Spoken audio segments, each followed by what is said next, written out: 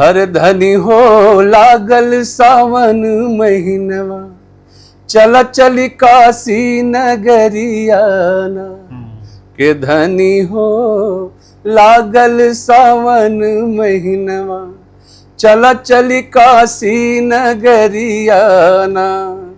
गंगा जल भरी शिव के द्वारे, मांगे मनोती हाथ पसारे। बम बम बम बम करी गुण गनवा, चल चली काशी नगरियाना के धनी हो लागल सावन महीनवा, चल चली काशी नगरियाना। बोलिए काशी विश्वनाथ की जय। दोस्तों नमस्कार, मैं हूं शैलेंद्र सिंह और आप देख रहे हैं हमारा YouTube चैनल शब्द शब्द शैलेंद्र सिंह। आज हमारे साथ खास मेहमान हैं सुरेश शुक्ला जी, जो गायक हैं और मुंबई में इनका जो झंडा है इन्होंने पूरा उत्तर भारतीयों का गाड़ रखा है। तमाम तरीके के गीत गाते हैं। कैसे इनका सफ़र शुरू हुआ और जौनपुर से मुंबई तक, पहले हम लोग उस पर चर्चा करते हैं और उसके बाद फिर कुछ जो इनके प्रसिद्ध गीत रहे वो भी सुनेंगे। सुरेश जी बहुत बहुत स्वागत आपका। धन्यवाद भाई साहब, नमस्कार। तो सबसे पहले तो लोग यही जानना चाहते हैं कि आपकी जो यात्रा जौनपुर से शुरू हुई और मुंबई तक कैसे गई, क्या संघर्ष रहा? संघर्ष तो ऐसा रहा कि हमने कभी सोचा नहीं था कि म्यूजिक क्षेत्र में आएंगे। हाँ। हम लोग स्कूल कॉलेज में पढ़ते थे तो माँ भगवती की कृपा से गला मिला, और स्कूल में जैसा जानते हैं गाँव में लोग बहुत ज़्यादा कोई मतलब प्लेटफॉर्म मिलता नहीं। स्कूल में प्रेयर करिए, लोग गीत गाइए, जो 15 अगस्त 26 जनवरी स्कूल के कार्यक्रम होते हैं। हाँ। तो उसमें हमने धीरे धीरे गाना शुरू किया तो लोगों ने कहा बहुत अच्छा गाते हैं। तो फिर समोदपुर इंटर कॉलेज हमारे यहाँ था, तो उसमें 9th में म्यूज़िक 9th से था, तो हमने फिर वहाँ जाके म्यूज़िक लिया। लेकिन वहाँ भी बहुत जो एक बड़ी साधना होती है संगीत की, वो सब वहाँ के गुरु लोग सिखाते नहीं थे। उनको भी लोकगीत, गजल और एक सब्जेक्ट टाइप था। हाँ, वो मतलब एक कोटा पूर्ति का। हाँ। लेकिन ले लिया जहाँ कुछ नहीं है वहाँ तो कुछ तो हुआ। फिर हम लोगों ने गाना शुरू किया तो हमारे यहाँ प्रिंसिपल साहब आदरणीय रणजीत सिंह जी आए थे उस समय। तो उन्होंने जो कॉलेज के कंपटीशन होते हैं, रैली होती है कंपटीशन, उसमें हम लोगों को भेजना शुरू किया। अच्छा। 9th में इंटर स्कूल कंपटीशन जैसे। जी जी जी, म्यूजिकल जो होते हैं। तो हम लोग गए तो पहली ही बार में पूरे डिस्ट्रिक्ट को मतलब जीत लिए। फिर मंडल में गए, मंडल में भी कई जैसे लोकगीत होता है, गज़ल होता है, युगल क्लासिकल होता है, शास्त्रीय संगीत होता है, तो उसमें कई विधा होती है। तो सब विधा में उसमें कंपटीशन होता है कॉलेज के। तो हम लोग कई विधाओं हम लोगों ने जीता। तो वहाँ से धीरे धीरे ये एक स्कूल, कॉलेज और अगल बगल लोगों ने जानना पहचानना, सराहना शुरू करी और पहचानना भी शुरू कर दिया। तो वहाँ से धीरे धीरे अपना एक सफ़र शुरू हो गया। फिर उसके बाद 12th किया। 12th के बाद ग्रेजुएशन में मैंने नाम लिखवाया। TD कॉलेज में एक म्यूज़िक सब्जेक्ट था, तो वहाँ से, लेकिन मैंने ग्रेजुएशन पूरा कंप्लीट नहीं किया। उसके समय ही बीच में ही मुंबई चला गया। क्योंकि तो गायकी के लिए ही गए। हाँ, एक वो होती है ना, जोश होता है कि कितनी जल्दी, तो बर्दाश्त नहीं हो रहा है। तो फिर हम चले गए मुंबई। 99 से मुंबई रहने लगे। आना जाना था उस समय, लेकिन काम के सिलसिले में स्ट्रगल शुरू हो गया। लोगों से मिलना जुलना, म्यूज़िक इंडस्ट्री में जाना, जो लोग फिल्में बनाते हैं उनसे। उसी समय 99 मैंने एक एल्बम किया था, बच के चला है गोरिया। बच के चला है गोरिया म्यूजिक एल्बम। हाँ, उस समय मनोज तिवारी और तमाम ऐसे सिंगर्स थे, अपने अपने वीडियो के बना रहे करते थे। तो मैं भी किया। तो मेरा उसमें संगीत था, हमारे डॉक्टर सूर्यवली हमारे बगल के, उन्होंने गीत लिखा। अच्छा। हम दोनों जन पूरा मोतीलाल नेहरू मेडिकल कॉलेज इलाहाबाद में ही कंपोजिशन और गीत लिखा गया। फिर चले गए दिल्ली। दिल्ली में जहाँ नोएडा में टी सीरीज में जाके दर्शन कुमार से मिले। दर्शन कुमार ने, एक बिहारी गीतकार थे, उससे बोले कि इनसे मिल लो। तो टी सीरीज में क्या था, बिहारियों की मोनोपोली थी। वो लोग उत्तर प्रदेश वालों को घुसने नहीं देते थे, और बिहारी सब वही अश्लील गाने शुरू किए थे। तो लोगों ने अपना बिहार का पूरा एकदम मोनोपोली बना के रखा था। तो वो बोले कि अभी आपका कोई एल्बम आया नहीं है, 2-4 एल्बम आ जाए तो फिर मैं टी सीरीज में गवाता हूँ। वो तो एक टरकाने का वो तरीका था। तो फिर एक रामा कैसेट कंपनी होती थी पहले। अच्छा। रामा कैसेट में गया तो उन्होंने कहा कि 20,000 रुपये लगेंगे 99 में। तो मैं बोला, जोश में था, मैं बोला दूंगा। तो लोगों ने रिकॉर्ड किया, 20,000 रुपये लिया। फिर बोले 1,000 ऑडियो भी ले लीजिए। 1,000 ऑडियो 12,000 का पड़ा, मतलब 20, 10, 30, 32,000 रुपये।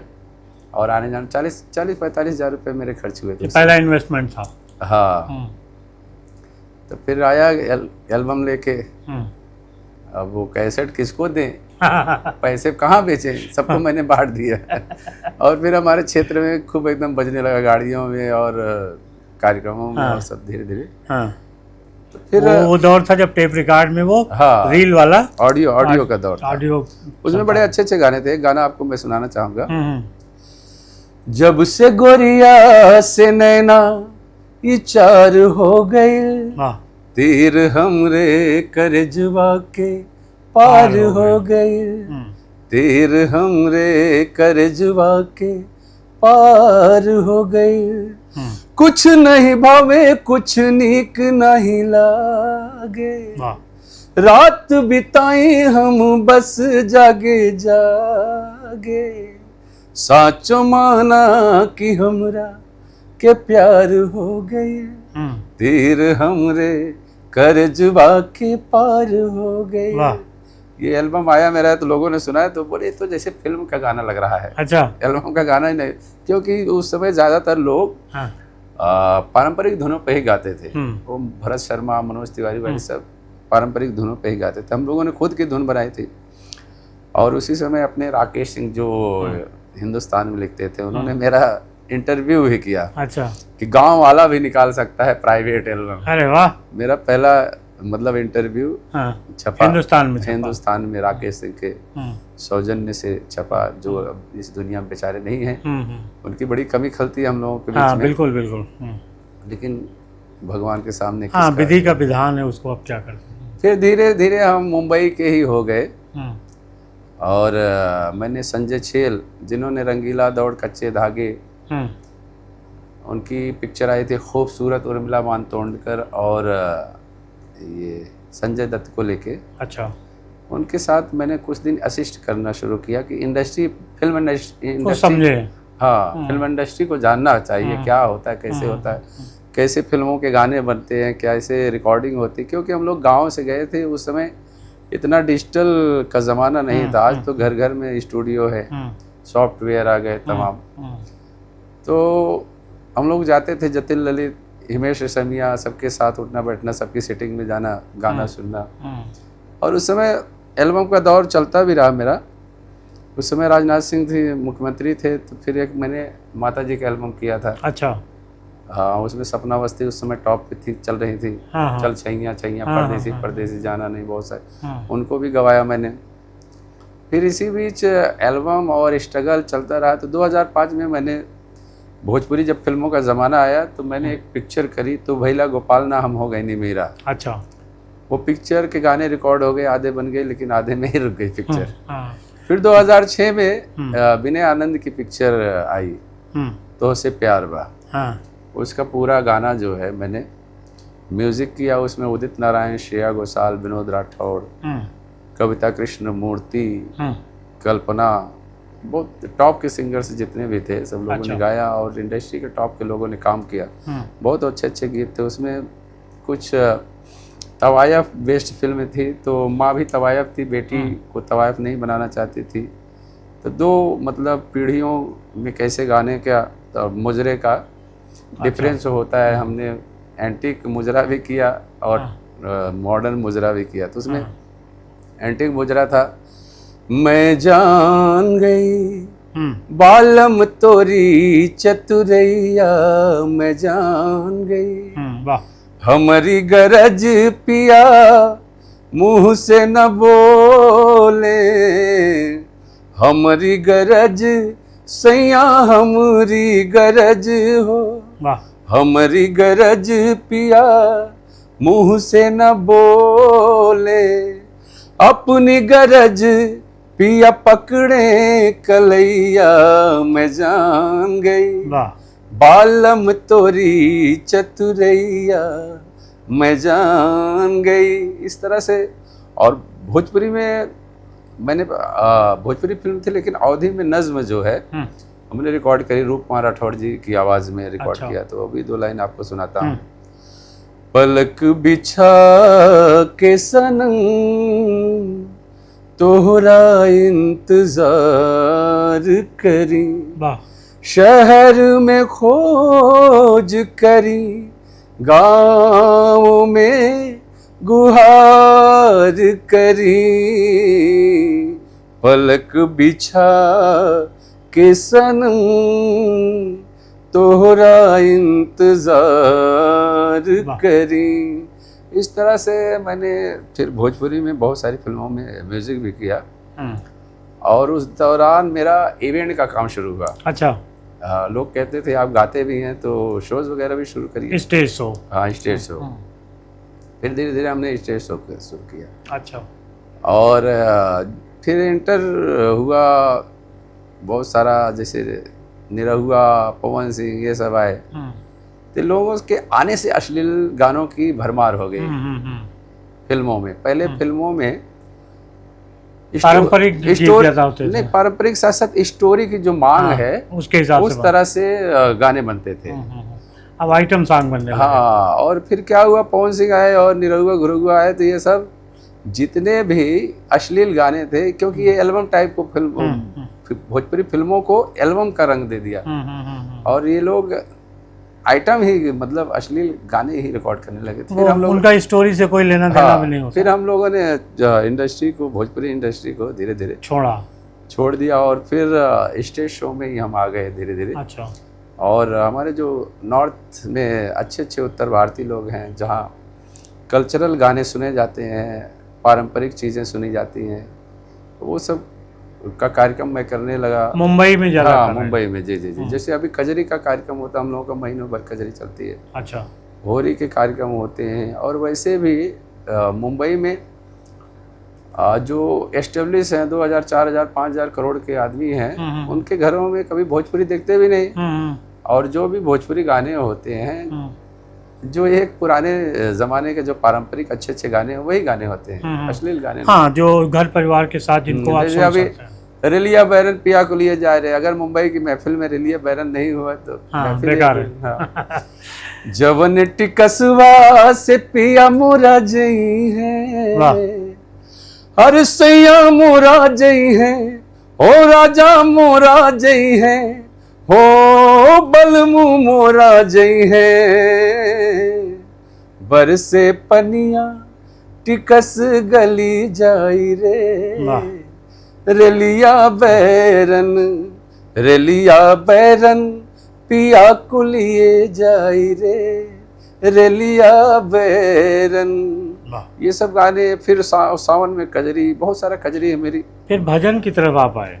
हाँ, भजन और लोकगीत, पारंपरिक ट्रेडिशन, लोकगीत और भजन, ये मेरा चलता रहा, चलने लगा, मतलब धीरे धीरे। आज तो ऐसा युग आ गया, अभी हम लोग शुरू हो गया भजन क्लबिंग का कार्यक्रम। अच्छा। मॉडर्न बच्चे जो आजकल यंग बच्चे हैं, हाँ, वो गिटार पे, ड्रम सेट पे आजकल उसके बीट को, हाँ, बीट को चेंज करके और थोड़ा सा स्पीड करके उसको आजकल लोग भजन क्लबिंग कहते हैं। हाँ, कि 4-10 जन इकट्ठा हो गए और गिटार पे अभी। और अभी बहुत सारे इस तरह के कार्यक्रम हो रहे हैं, हम लोगों ने भी कभी किए हैं। अच्छा। और कर भी रहे हैं। लेकिन आपके बगल में हनुमान जी हैं। जी जी। वहाँ से भी आपकी जो शुरुआत थी वो एक अलग दिशा में रही। जी, हम जब कॉलेज में पढ़ते थे तो कई धर्म क्षेत्रों में जाते थे, तो वहाँ के ऑडियो एल्बम्स वगैरह देखते थे, तो हम सोचते थे कि बिजथुआ महावीर हनुमान जी में क्यों नहीं ऑडियो और एल्बम बिकता है। तो फिर मैं 2000 में रिकॉर्ड किया था। अच्छा। हनुमान जी की गाथा। क्या था, थोड़ा सा सुनाइए। उसमें पूरा हनुमान जी कैसे बिजथुआ महावीर में आते हैं और वहाँ उतरते हैं। फिर वो पूरा प्रसंग था कि जिस समय मेघनाद और लक्ष्मण जी से युद्ध होता है, शक्ति बाण लगता है उनको, और मेघनाद के माध्यम से शक्ति बाण लग जाता है और मूर्छित हो जाते हैं। राम जी विह्वल हैं, व्याकुल हैं। और सुखेन वैद कहता है कि संजीवनी लाए बगैर इनके प्राण नहीं बचेंगे, तो जाए कौन। तो राम जी वहीं से प्रसंग शुरू होता है। हर सजल नयन राम करेला बयनवा, हनुमत जाता ना, हे हनुमत जाता ना, लेता हमरे भैया के बचाई, हनुमत जाता ना, अरे लेता हमरे बिरना के बचाई, हनुमत जाता ना, जैसे सिया के हमरे सुधिया लियौला, अक्षय संहार करे लंकवा जरौला। हर अंजनी के लाल आज माना मोर कहनवा, हनुमत जाता ना, लेता हमरे भैया के बचाई, हनुमत जाता ना। फिर हनुमान जी राम जी की आज्ञा लेके चल पड़ते हैं छंद स्टाइल में। हरे राम जी की आज्ञा लेके तुरंत हनुमान उड़े, प्रभु कारज में निज ध्यान लगाए हैं। पवन पुत्र आज पवन को मात करे, वेग देखी स्वयं पवन देव हर्षाए हैं। उड़त उड़त जात रहे मन में बिल खात रहे, उड़त उड़त जात रहे मन में बिल खात रहे, राम नाम शब्द को अचानक सुन पाए हैं। आए हनुमान देख ऋषि एक महान, जो जपत राम नाम को सरोवर किनारे है। करि प्रणाम स्नान हेतु सरोवर में, भर के कमंडल जैसे ही पग डारे हैं। अरे झट से पकड़ी पाँव मकरी हनुमान जी से, झट से पकड़ी पाँव मकरी हनुमान जी से, बोली काल ने जो ऋषि का रूप धारे है। अरे अंजनी के लाल जानी मर्म उस दानव की, मुष्टि का प्रहार कालनेमी को संघारे हैं। हनुमान जी जैसे जानते हैं कि वो कालनेमी राक्षस है और माया के रूप में ऋषि बना हुआ है, वैसे ही अपने स्वरूप को विशालकाय करते हैं और मुष्टि का प्रहार करते ही उसको यमलोक पहुंचा देते हैं। फिर वहां मैंने एक दोहा डाला, उतरे हनुमान जे थल पर स्थित वह यूपी दरम्यान, जलपद सुल्तापुर के अंदर कादीपुर तहसील महान। मकरी का उद्धार किए तब काल नेम को किए तमाम। अरे महावीर से महावीरन के धाम विजथुआ पड़ा है नाम। बोलिए महावीर विजथुआ हनुमान जी की जय। तो इस तरह से पूरा हमने 8 भजनों का एक पूरा एल्बम किया था। अच्छा। और उस समय VCD का दौर शुरू हो गया था। पूरा एल्बम ऑडियो तो घर घर बजा था, फिर VCD आया, फिर भी वो भी एकदम जम के चला। अब नया क्या लेके आ रहे हैं? आजकल नए नए हमारे भजन आते रहते हैं और वो आजकल YouTube का ज़माना है, सबके अपने अपने चैनल है और बाकी दूसरे कंपनियों में भी गाते रहते हैं। बाकी अपने चैनल पे हम लोग महीने में 2-4 गाने अच्छा रिलीज करते ही रहते हैं, तो नए नए चलते ही रहते हैं। और लखनऊ में आप दूरदर्शन के लिए? हाँ, लखनऊ में अभी दूरदर्शन के लिए मेरा शूट है। अच्छा। लखनऊ में एक ज्योति कलश, दूरदर्शन में एक ज्योति कलश कार्यक्रम आता है, तो उनका 1 घंटे का स्लॉट है पूरा। अच्छा। तो उस पर 8 भजनों का मेरा शूट है। उसमें बहुत सारे भजन हैं, मेरे बहुत सारे प्राइवेट भजन हैं, तो थोड़ा थोड़ा सुनाता हूँ। जो आपका लेटेस्ट ट्रेंडिंग में बहुत चल रहा हो?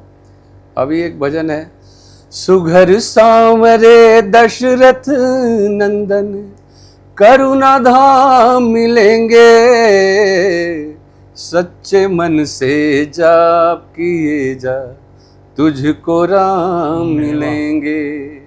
सच्चे मन से जाप किए जा तुझको राम मिलेंगे।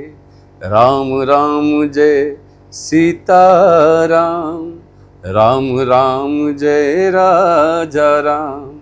राम राम जय सीताराम, राम राम जय राजा राम।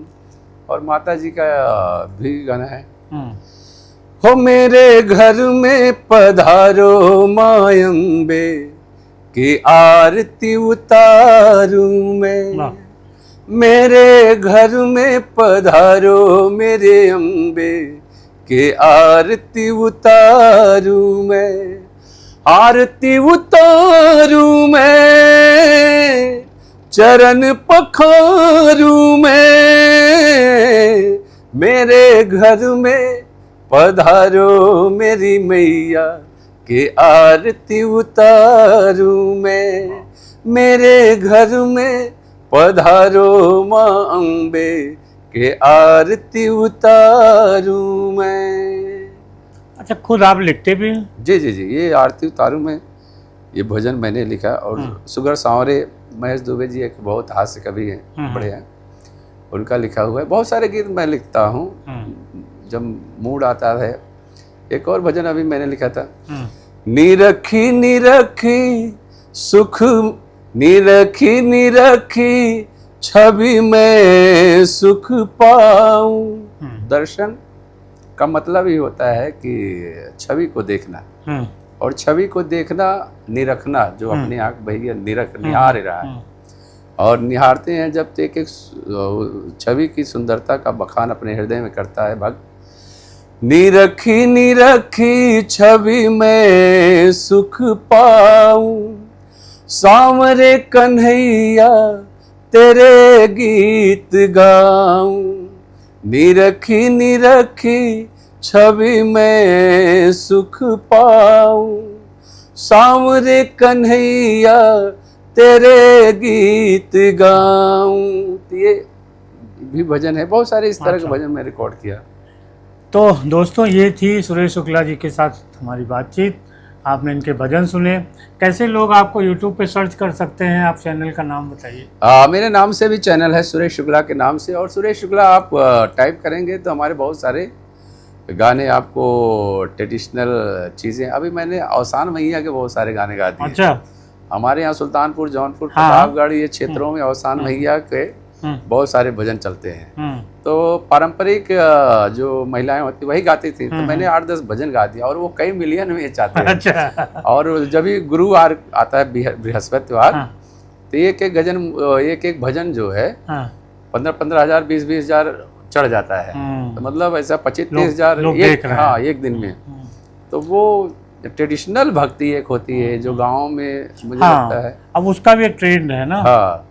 तो अगर आपको उस भजनों का आनंद लेना है तो आप सुरेश जी के जो ऑफिशियल यूट्यूब चैनल है वहाँ पे जाके सुन सकते हैं, क्योंकि यहाँ पे तो हमारी बाध्यताएं हैं कि हम पूरा समय उतना नहीं दे सकते। लेकिन आप जब उस चैनल पे जाएंगे तो आपको ये सारे गीत सुनने को मिलेंगे। तो बहुत शुक्रिया, धन्यवाद।